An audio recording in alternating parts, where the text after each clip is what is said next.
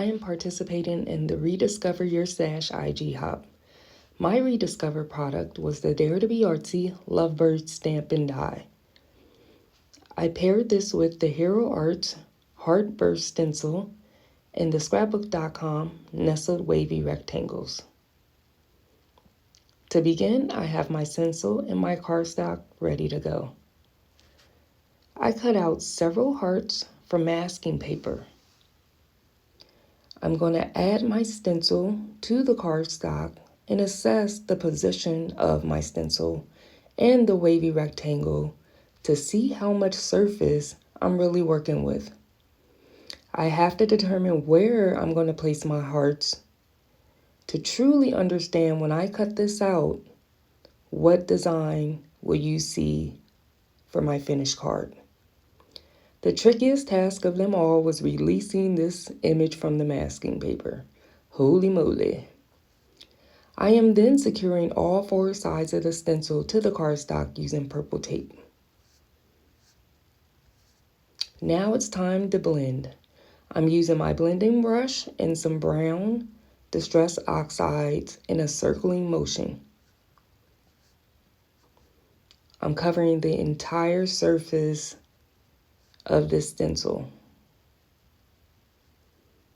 So again, circular motions, pressure on and off. Some of it is light and some is hard. I lift the stencil as the center heart is the piece you can use for masking. I initially had it secure with tape, but now I'm removing it and I'm adding a little bit of color to the heart. No rhyme or reason, just a little bit shading so it looks different than the rest of my background. I'm loving how this is coming out so far. All right, time to remove our mask hearts. And this is going to show us a lovely design. Look at those hearts popping through. Now I did have some stark white lines from the stenciling, so I'm using the ink that I have left on my blending brush and just taking a quick pass over the cardstock. So before I cut my panel, I'm looking at my little birdies to decide where I want them to go. I last minute decided to add some shimmer and splatter to my card panel. So I'll go ahead and place this over a piece of paper towel. I'm rolling the spray in my hands to break up the particles and give it a couple sprays. Ooh-wee! This is beautiful. Even better than I thought. So let's go ahead and put this to the side to allow it some dry time. Let's move right along, and I'm going to go ahead and color my image. I'm going to use Spectrum Noir Tri-Blend markers and a Tombow yellow marker to bring this image to life. You can watch me color along, and I'm going to add some music as I finish up this image.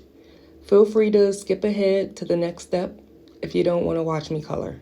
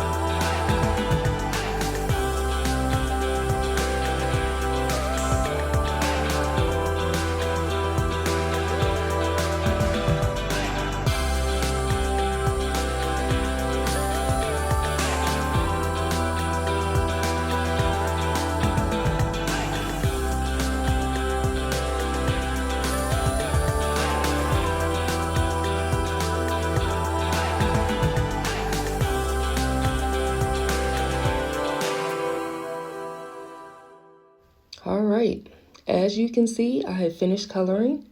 I added highlights to the image using a white gel pen to give it some pizzazz. Now let's go ahead and put this card together. I cut out panels from the Nestled Wavy rectangle die, one in brown, one in gold. I'm adding adhesive to the brown panel, centering it in the middle of the gold panel. And then I adhered this to our white card base. We have our finished stencil panel. I adhered to the center of our brown wavy rectangle. And now I'm going to look at some spacing for my sentiment.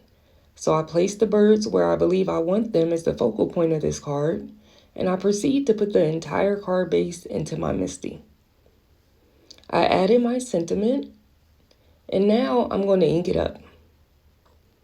I gave it a total of 3 impressions, being mindful I want the sentiment to stand out. I'm contending with Distress Oxide and the overall stencil design, which could look busy. So these impressions matter, considering the sentiment is added right on top of the design. Now I'm placing my birdies right above the sentiment and over the heart. I used 3D foam tape behind the image to add some dimension. To finish up this card, I added a few gold hearts using my Barely Arch glue.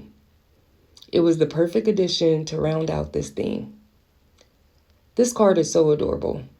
I particularly love participating in this Instagram hop as we forget about all the cool products we have in our stash. Rediscovering this stamp set was a joy. Thank you for stopping by. Please follow me, share, comment, subscribe, and push that bell notification. See you next time, crafty friends.